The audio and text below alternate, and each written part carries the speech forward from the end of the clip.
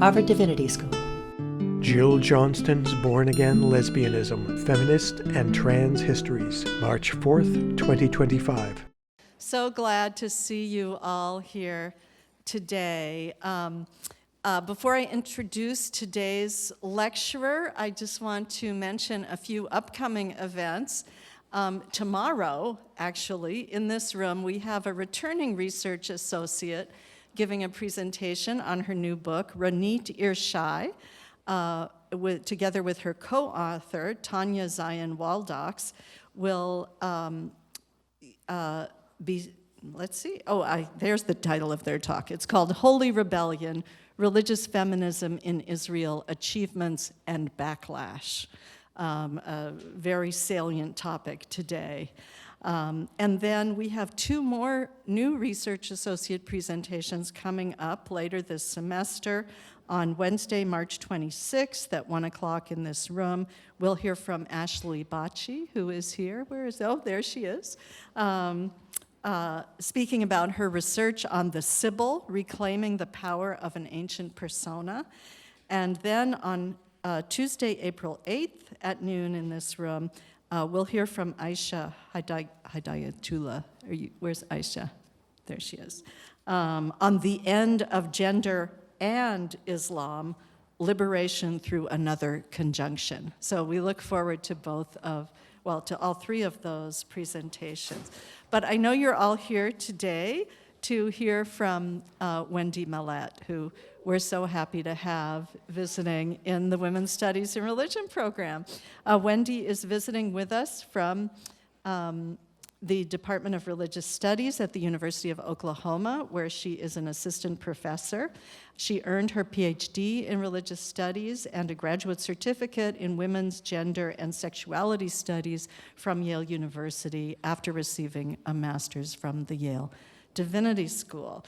She's published articles in all the right places, quite a few of them, and she fall term this year, she taught our students sex, sin, and race, and I think there might be a few of those students in the class. Glad to see you. Sounds like that class went well. I'm just a suspicion. I have to say that as someone who was formed by second wave feminism in the 1960s and 70s, it's a special thrill to have such a gifted 21st century scholar taking seriously and lending her critical eye to some of the really fascinating figures of this period. So thank you, Wendy, and I'll give you the podium. Thank you, Anne. Thanks, Anne, and thank you all for being here. It's really wonderful to see so many students who have engaged this manuscript already in classes, friends and colleagues, and others who have joined us for our conversation today. I want to give a special thank you to Pauli Allen, who was a 1973 research associate here with the WSRP, who is out to visit today. And to thank my WSRP colleagues for just all the engagements and conversations we've had that have made my projects stronger. And lastly, I want to thank Anne and Tracy, for everything they've done to make this possible. So, my lecture today is titled Jill Johnston's Born Again Lesbianism, Feminist and Trans Histories. In April 1971, an audience gathered in New York City to witness a debate over the validity of the women's liberation movement. The panel, entitled A Dialogue on Women's Liberation, was moderated by the known misogynist Norman Mailer, whose recent memoir had critiqued several prominent feminists. It was also well known that in 1960, Mailer had stabbed his then wife in the chest with a penknife. She survived, but this violent act had neither diminished his literary acclaim nor called into question his fitness to moderate this dialogue.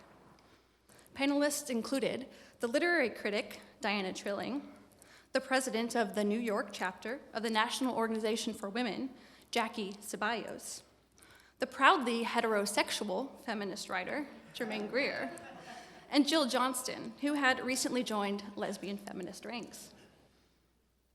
Johnston showed up to the event inebriated and wearing an outfit of embroidered denim and leather boots.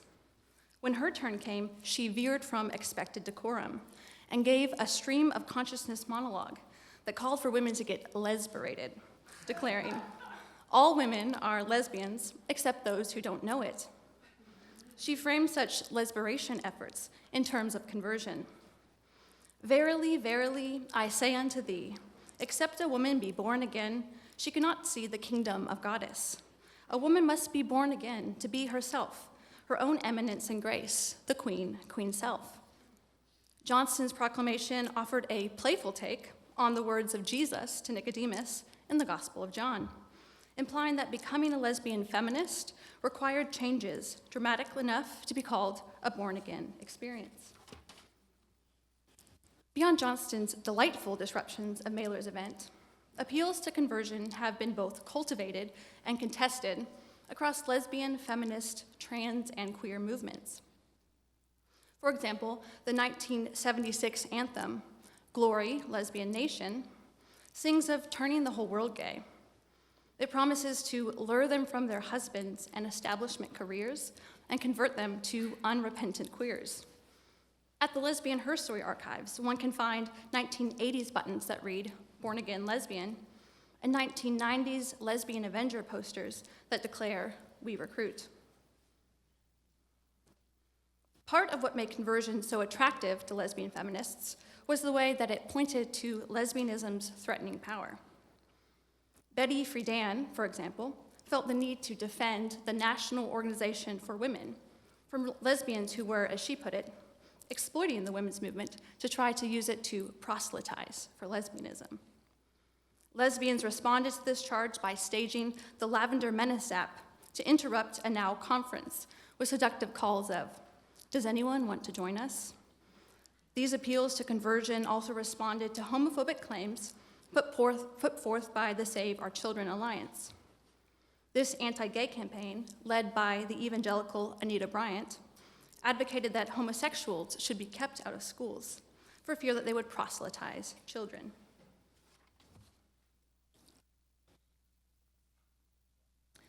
My lecture today, I'll focus on the final chapter of my book, which examines feminist allusions to conversion, to revisit how scholars have articulated the temporal relationship between lesbian and trans histories.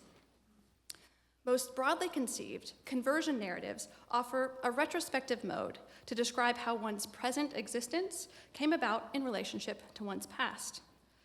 As we will see, how one narrates the relationship between past and present varies dramatically across different styles of conversion narratives. My lecture asks, how might Jill Johnston's understanding of lesbianism as a conversion experience open up new vocabularies for scholars to describe the contingency of gender and sexuality? My lecture will proceed in 3 parts. First, I briefly survey the scholarship on the perils of conversion narratives, specifically their tendency to reproduce violence through claims to the redemptive innocence of one's converted state. Keeping such concerns in mind, I then turn to conversion narratives of Johnston's 1973 piece, The Communist Womanifesto.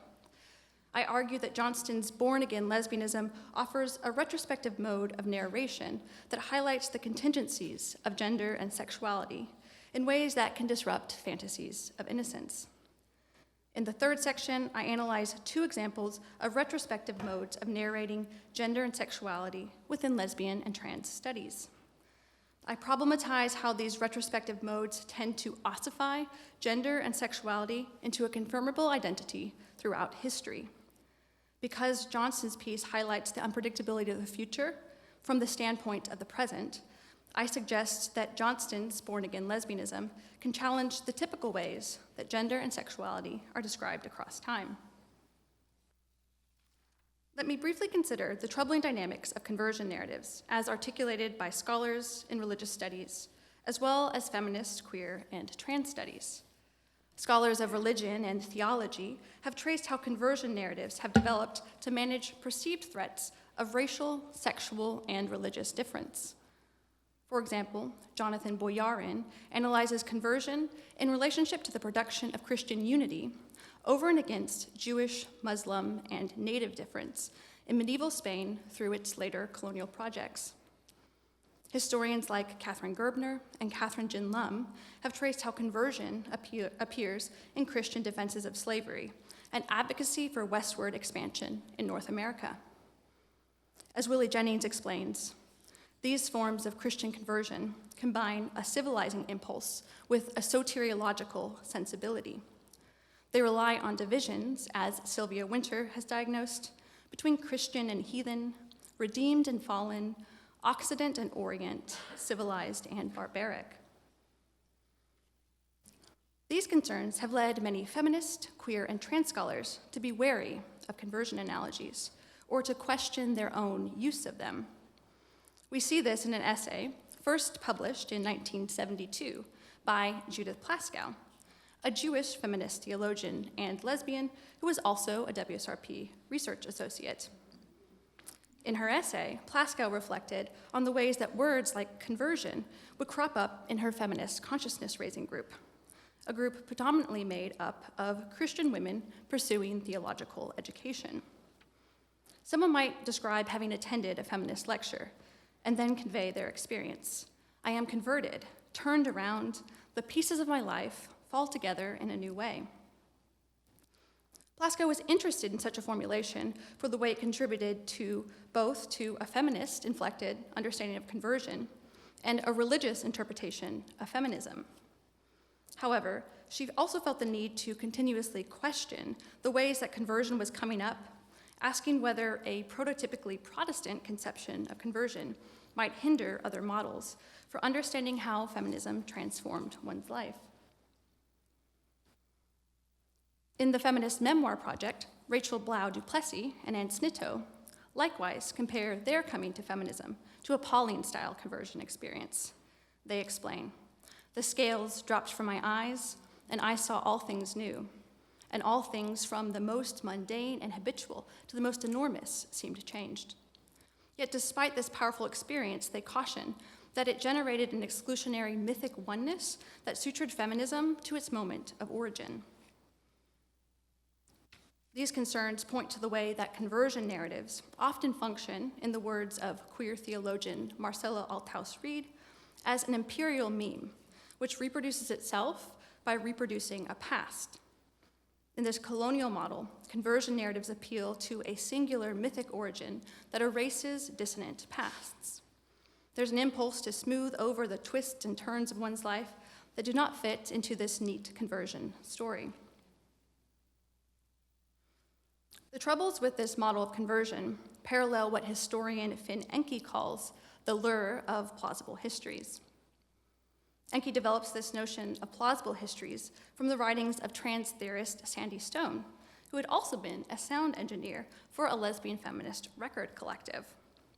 Enke explains, "In the 1970s, medical practitioners recommended that transsexuals who transitioned create a plausible history that would tell the story of their lives in one consistent sex. The idea was to erase all traces of medical and social transition. The plausible history version of one's life involved, as Sandy Stone put it, learning to lie by erasing oneself by a denial of mixture and change." Enke acknowledges that such plausible histories were often crucial to living in one's gender. With Stone, however, Enke worries that this denial of mixture and change required by plausible histories stabilizes binary constructions of gender identity. Within trans narratives, plausible histories confirm a coherent identity by selectively collapsing time and place into the present, smoothing over the uncertainties, ambivalences, and unpredictability that mark the relationship of one's past to one's present. As such, conversion narratives as plausible histories generate exclusionary dynamics, especially when ossified into a singular narrative to which one must conform in order to demonstrate the authenticity of one's transness, lesbianism, or redemption. With these concerns in mind, I now want to turn to a conversion narrative found in the writings of Jill Johnston, who was perhaps one of lesbian feminism's more zealous converts and enthusiastic proselytizers. The Communist Womanifesto was published in the 1973 lesbian feminist anthology, Amazon Expedition. Her manifesto unapologetically declared that all women are already becoming lesbians, while also grappling with the intractable conflicts and uncertainties that such a conviction holds. I read Johnston's Womanifesto as a conversion narrative, but of a different sort than the conversion narratives previously discussed. Conversion, for Johnston, is not a singular moment of transition from a sinful state to a redeemed one, or from patriarchal collaborator to lesbian feminist liberator. One's conversion to lesbianism requires dramatic changes, but is never over and done with. Johnston's born-again lesbian narrative is more like a call to continuous conversion, to become, in Johnston's words, each and all the women of the world in transition. Johnston opens her Womanifesto by thinking weird, all the different places that women find themselves, politically, sexually. She notes a tendency to temporally compare herself to other women. Am I already ahead of myself or behind?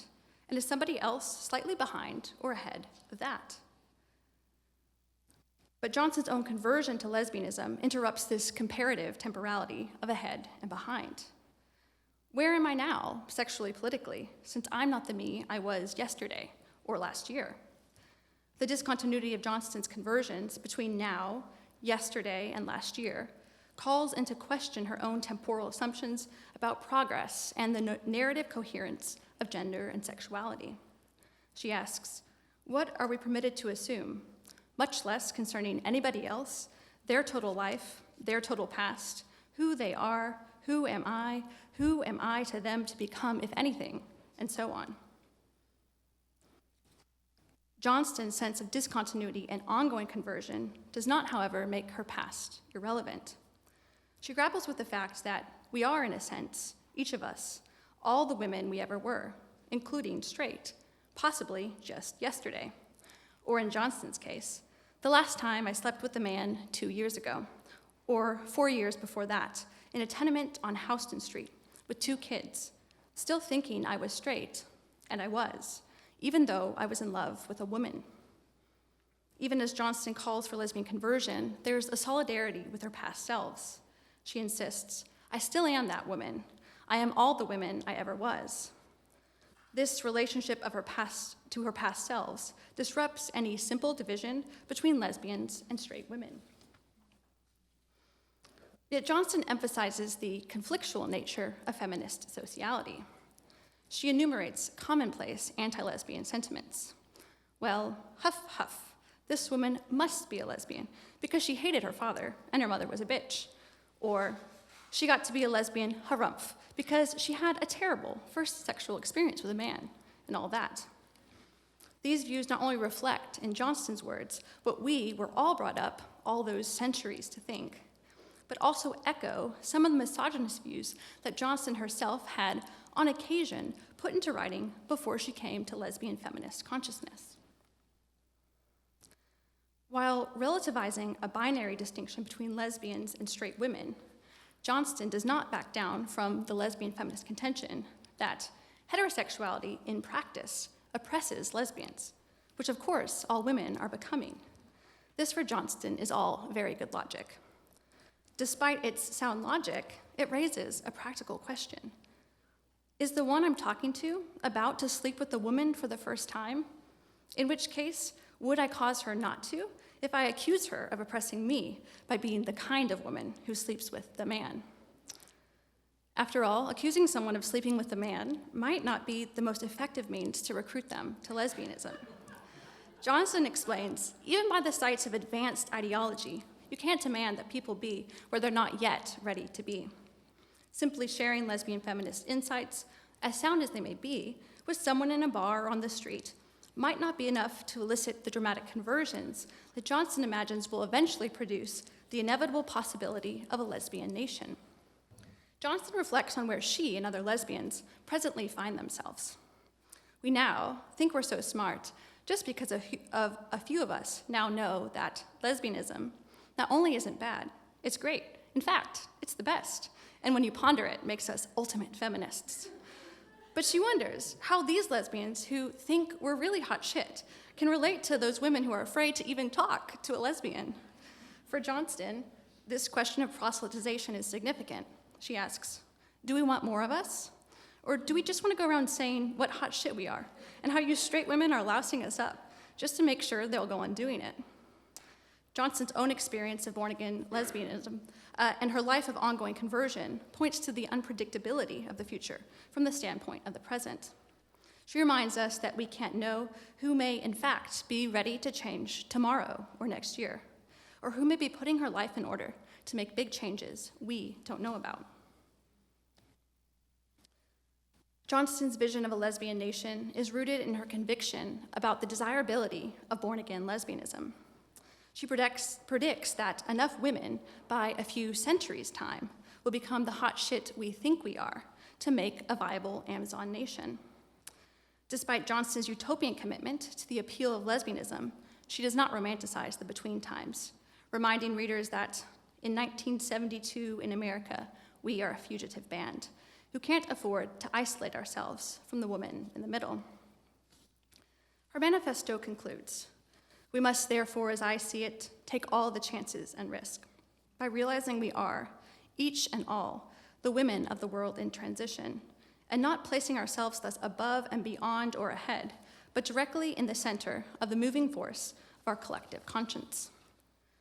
Johnston's womanifesto concludes with this call for continuous conversion and departs from the binary oppositions and temporalities of plausible histories, reminding us that we are, each and all, the women of the world in transition. Johnston's narrative shows us that conversion need not function as a mythic origin through which one purifies a given community. Johnston's born-again lesbianism is more akin to the account of continuous conversion described by Catherine Tanner as a peculiar and retrospective form of Christian narration that highlights the unexpected twists and turns of one's life. Such conversion narratives remind us just how unpredictably surprising the future looked from the standpoint of the past. Johnston's continuous conversion narrative highlights a retrospective mode that I hope might have the potential to unsettle plausible narratives, to use Enki's phrasing, through which categories like lesbian, queer, and trans are imagined. I join Emily Owen's call for lingering with the messy places where lesbian and trans meet. This messy meeting echoes what Cameron Awkward-Rich describes as the pain that marks competing theories of gender within feminist and trans histories. He prompts scholars to understand these painful encounters as a fact of being embodied that is not necessarily loaded with moral weight. This meeting of lesbian and trans sometimes occurs when scholars seek to definitively determine whether a particular figure was really lesbian or trans. Some scholars seek to temper this definitive tenor by employing a conditional mode of retrospection, explaining that a particular person in the past, or even one's past self, would have been called trans rather than lesbian today. As we will see, such attempts to determine the past often provoke anxieties about the future of lesbian and trans. An example of these retrospective anxieties between lesbian and trans can be seen in the autobiographical writings of two butch lesbians, Cherie Moraga and Esther Newton. Moraga's essay and Newton's memoir offer deeply personal and highly generational narratives about the relationship between lesbians and butches on the one hand, and transmasculinity and non-binary on the other.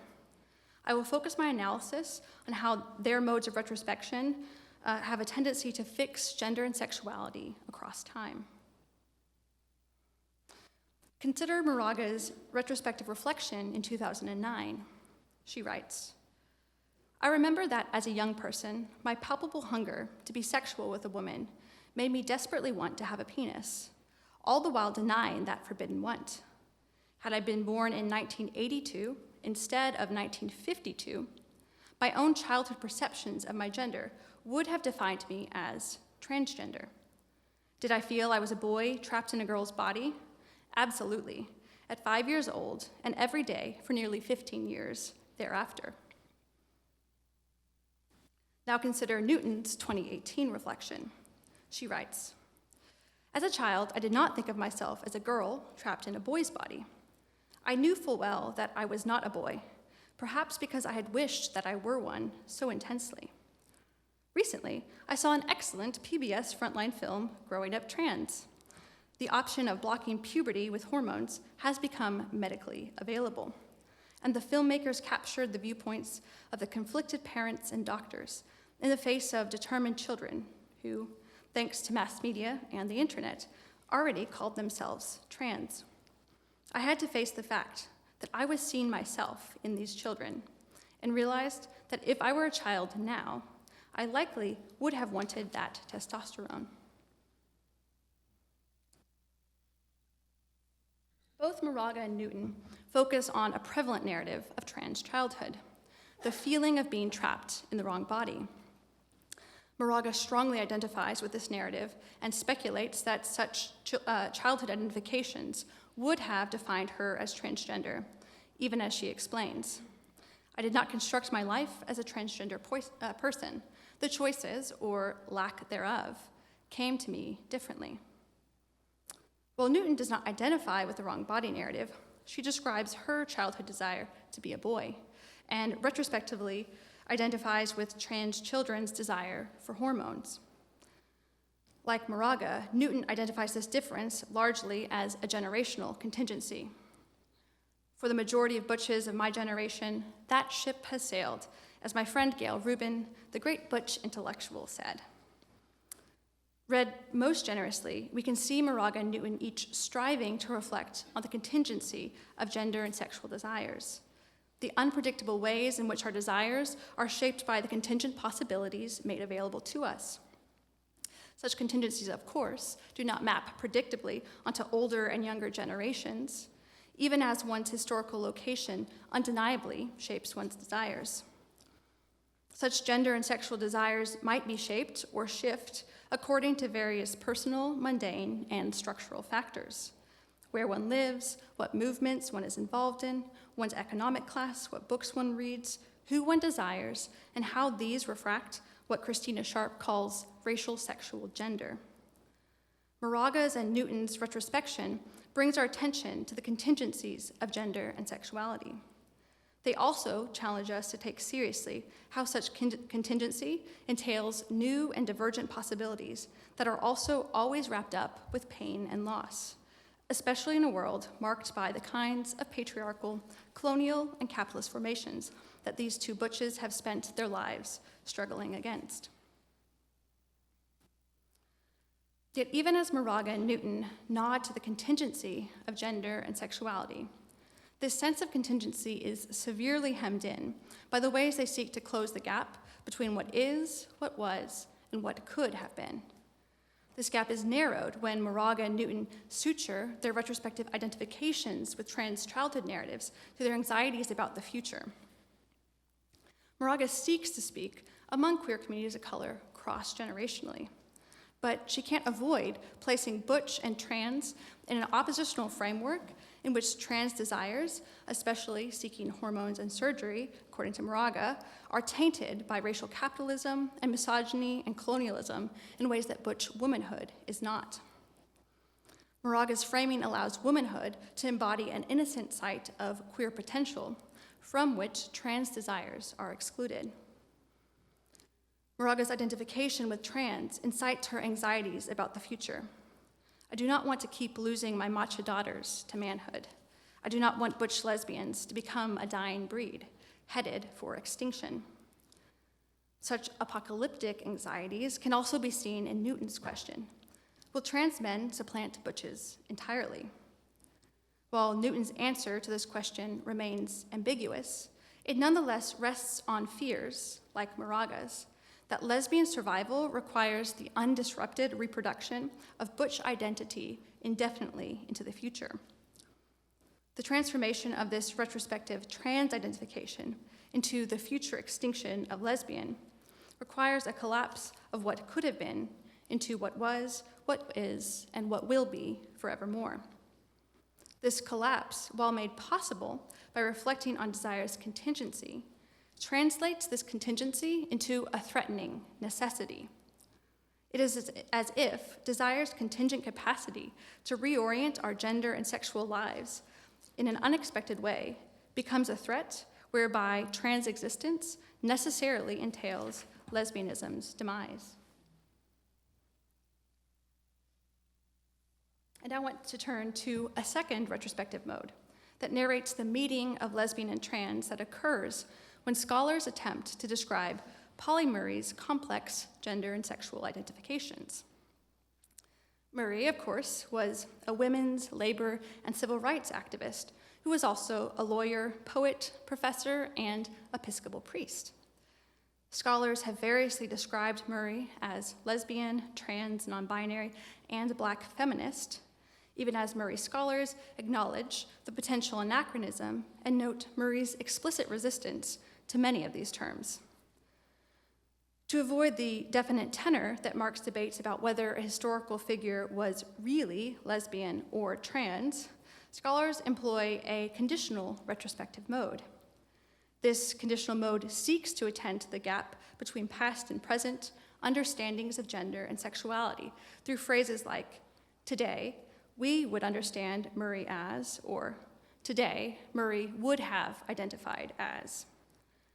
While such conditional modes of retrospection crucially avoid fueling this oppositional framing of lesbian and trans, they nonetheless seek to resolve contingency's uncertainty by treating gender and sexuality as a confirmable identity across time.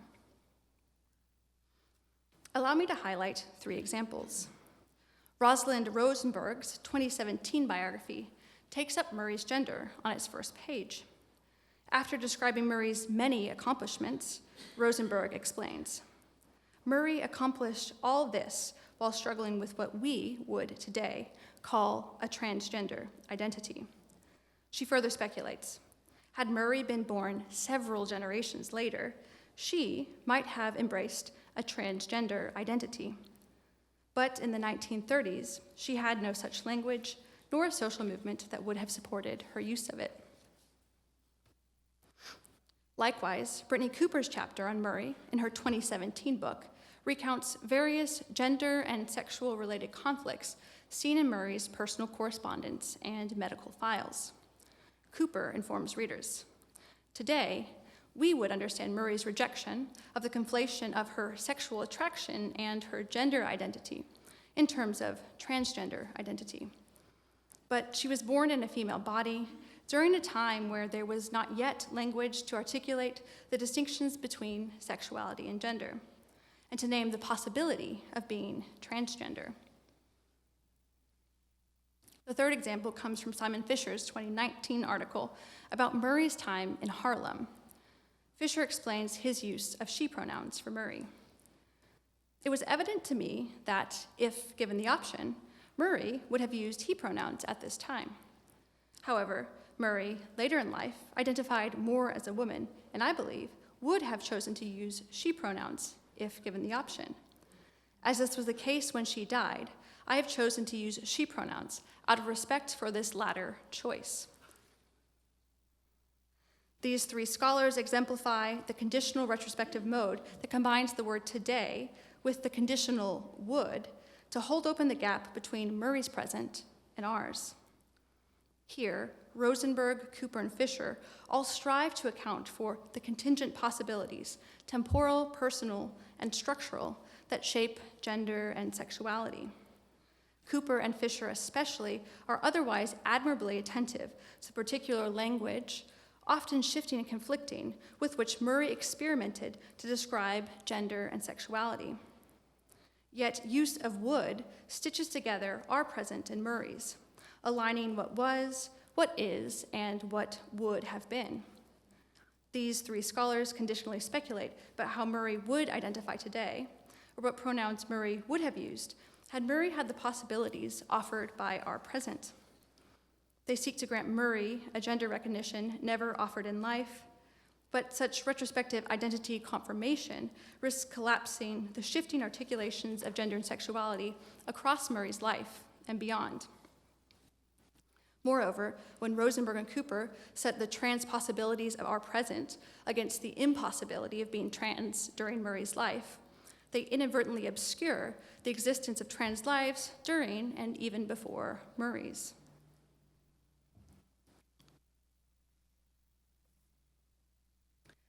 The retrospective temporalities of Rosenberg, Cooper, and Fisher, and as well as Moraga and Newton's identifications, assign a fixity to gender and sexuality that misses their unpredictable contingencies. In questioning this retrospective narrative mode, my aim is not to abandon trans, lesbian, and queer methods for examining past histories or lives. Instead, I want to experiment with methods that might stave off the impulse toward identity confirmation. To counter how these narratives ossify gender and sexuality across time, I want to compare their retrospective identifications to the retrospective narrative of Johnston's born-again lesbianism. Johnston's piece, when read alongside trans theorist Andrew Long Chu's analysis of desire, offer us a promising method to grapple with the challenges that gender and sexuality's contingency pose for narrating histories. What happens if we read Johnston's conviction that we are, each and all, the women of the world in transition, alongside Chu's assertion that transition expresses not the truth of an identity, but the force of a desire? In reading Johnston alongside trans studies, I take up Enki's call for more mixed up lesbian and trans histories, which, of course, may also mean less plausible histories. Enki reminds us that history making is highly suspect business, particularly when it comes to identity confirmation. Johnston's womanifesto unsettles our attachments to progressive temporalities by pointing to the contingencies and complicities of our desires. Her born-again lesbianism disrupts the ossifying tendencies typical of conversion narratives as plausible histories. This discontinuity of her conversions challenges assumptions, including Johnston's own, about what constitutes progress, conversion, and redemption. What, after all, are we permitted to assume about the gender, sexual, or political trajectories of our own lives, much less anybody else's? Yet Johnston's sense of discontinuity does not make her past irrelevant. Instead, she grapples with the ineradicable complicities of our individual pasts and collective histories. We are, in a sense, each of us, all the women we ever were. Johnston's born-again lesbianism offers one way for us to linger with what Enki calls the unresolved, unsolved dilemmas of non-binary gender as well as race that mark lesbian and trans histories. Instead of resolving the unrelenting contingency of desire by conferring a recognition to Murray or treating such contingency as a threatening necessity, Johnston's born-again lesbianism points us to the complicities, including transphobia, racism, and anti-lesbianism that mark our histories. As Johnston tells us, we are certainly not the hot shit we think we are. Likewise, the pronouns and understandings of gender and sexuality we use today might not be the hot shit we think they are either, and they're certainly not capable of bringing resolution to the desires or the pain that marked lives like Murray's, Moraga's, Newton's, or our own. The contingencies of gender and sexuality always involve loss, which, of course, must be taken seriously. This contingency need not and cannot be resolved through identity confirmation, as if scholars could grant Murray access to the coherent identity Murray never achieved in life. Nor can contingency be warded off through an oppositional framing of transness as a threat to lesbians' future. Instead, reading Johnston's retrospective lesbian conversion narrative alongside Chu's account of desire offers one way to affirm Enki's conviction that we should keep the various modes in which we might inhabit categories like trans, woman, lesbian, queer, non-binary, butch, femme, and so forth, open in more ways than we can even imagine. The realities of Johnston's 1972 and our present are in no place monolithic or resolved. In highlighting the contingency and unintelligibility of our desires, Johnston's born-again lesbianism departs from the mode of storytelling that Chu critiques, in which everything that happened could not have happened otherwise.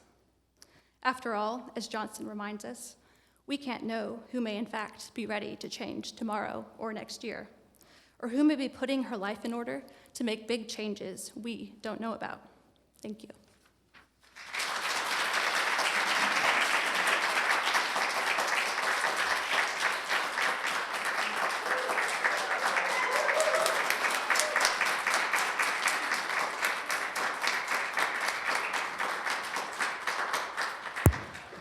Thank you so much, Wendy, for that really stimulating and challenging and exciting lecture. Sponsor, Women's Studies and Religion Program. Copyright 2025, the President and Fellows of Harvard College.